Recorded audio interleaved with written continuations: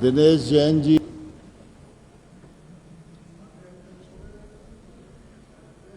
आयुर्विज्ञान विश्वविद्यालय संशोधन विधेयक 2026 पर मुझे बोलने का मौका दिया, इसके लिए मैं आपको बहुत बहुत धन्यवाद देता हूं। यह विधेयक मध्य प्रदेश आयुर्विज्ञान विश्वविद्यालय अधिनियम 2011 के संशोधन कर उज्जैन में प्रस्तावित नवीन मध्य प्रदेश धन्वंतरी स्वास्थ्य विश्वविद्यालय के स्थापना के लिए किया जा रहा है।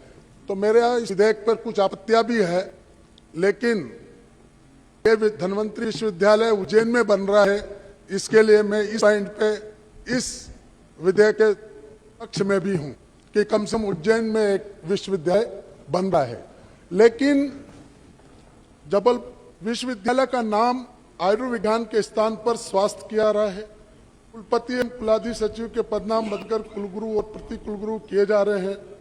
मध्य प्रदेश आयुर्विज्ञान अधिनियम में जहां जहां विभाग चिकित्सा शिक्षा आया है, के स्थान पर लोक स्वास्थ्य एवं चिकित्सा शिक्षा स्थापित किए जा रहे हैं। प्रशासनिक दृष्टि से विभाग की भूमिका को विस्तार का संकेत देते हैं। लेकिन मेरा विरोध ये है, बहुत सारी पॉइंटों पर मेरा विरोध है। नया विश्वविद्यालय बना दिया, लेकिन स्वास्थ्य शिक्षा की असली समस्याओं का समाधान कहां है?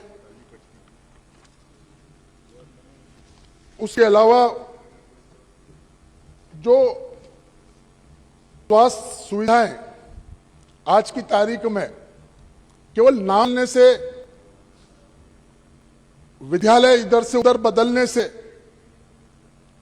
मैं थोड़ा सब्जेक्ट से हटके भी बात करूंगा कि आज जरूरत किस चीज की है। आज मेरी विधानसभा में अगर जाते हैं तो एक्स करने वाले एक्सपर्ट नहीं है।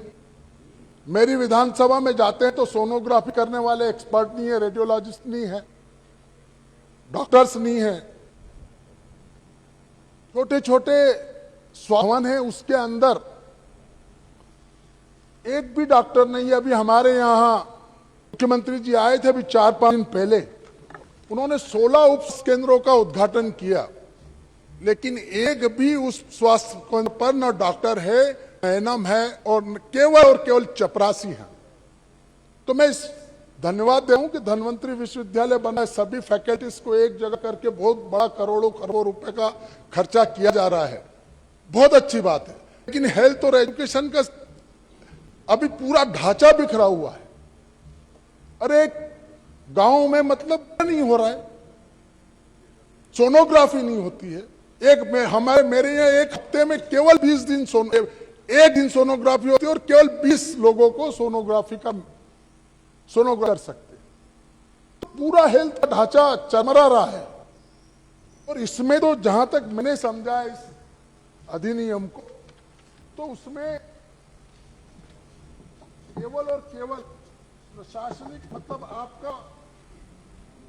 आपका इंटरफेरेंस कैसे हो इस सुविधाओं के अंदर, जो मैं मतलब विशेष परिस्थितियों में विश्वविद्यालय का वित्तीय नियंत्रण लेने तथा उसके प्रशासन में हस्तक्षेप करने की शक्तियां दी गई।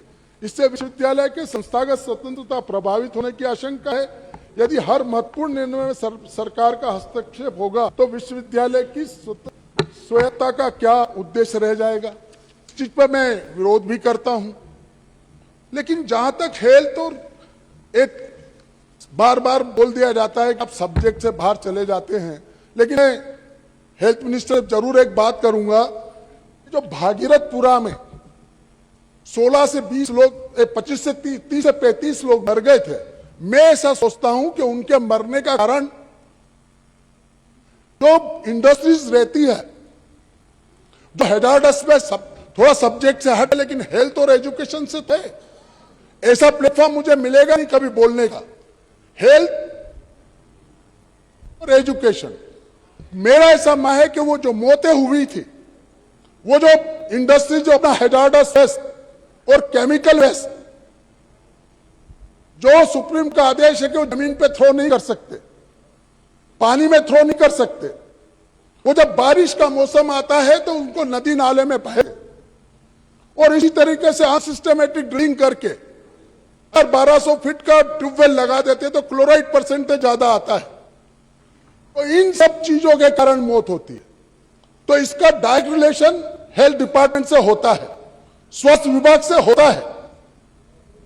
तो मैं चाहूंगा कि इस चीज पर भी ध्यान दिया जाए। हेल्थ और कहीं भी अगर अपना सबका स्वास्थ्य परीक्षण आज करा लिया जाए तो 80% लोगों को बीमारी होगी पेट की, बहुत सारी बीमारी। आज किसी का भी हटके है, लेकिन मुझे बोलना बहुत जरूरी था।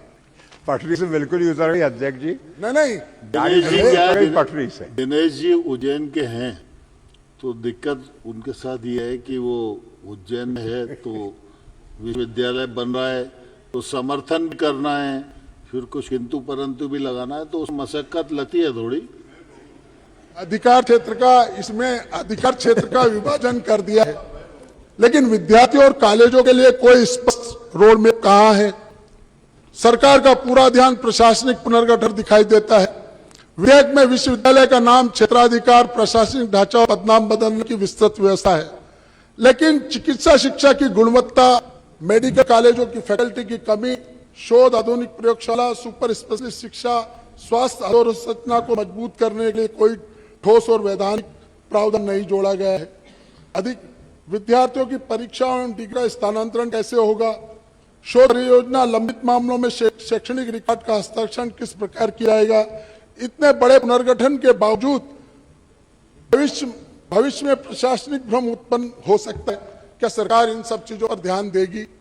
लेकिन मेरा ऐसा मानना है कि शिक्षा संबंधित है, मतलब स्वास्थ्य चिकित्सा, स्वास्थ्य शिक्षा, तो स्वास्थ्य शिक्षा के कितने ही पद खाली हैं। इन सब चीजों के लिए, एक्सरे के लिए, सोनोग्राफी के लिए, डायलिसिस के लिए, इन सब के लिए, खून ब्लड की जांच करने के लिए अच्छे शिक्षित एक्सपर्टों की जरूरत है। लेकिन मध्य प्रदेश के अंदर ये ढांचा चरमरा है, कहीं भी ऐसे शिक्षित एक्सपर्ट नहीं है। उनके लिए कोई व्यवस्था नहीं हो सकती है, बड़े बड़े कॉलेजेस नहीं बनाए जा सके, या इसमें सब सिस्टम को जोड़ दिया गया है, लेकिन मुख्य उसमें सीटें कितनी रहेगी? केवल 20, 40, 50, 100, 200, 1 अरब 40 करोड़ लोग हम हैं, और 1 अरब 40 करोड़ में हम हर साल डॉक्टर्स कितने पैदा करते हैं? बड़े बड़े विश्वविद्यालय तो बना रहे हैं, इनको मतलब आउट ऑफ वे आके तो अपन सब काम कर रहे हैं, लेकिन हकीकत क्या है? हकीकत यह है कि सभी डॉक्टरों से कमी है। तो मैं चाहूंगा कि इन हमारे जो विपक्ष का जो विरोध है उस पर भी ध्यान दिया जाए। मुझे बोलने का मौका दिया, बहुत बहुत धन्यवाद। बहुत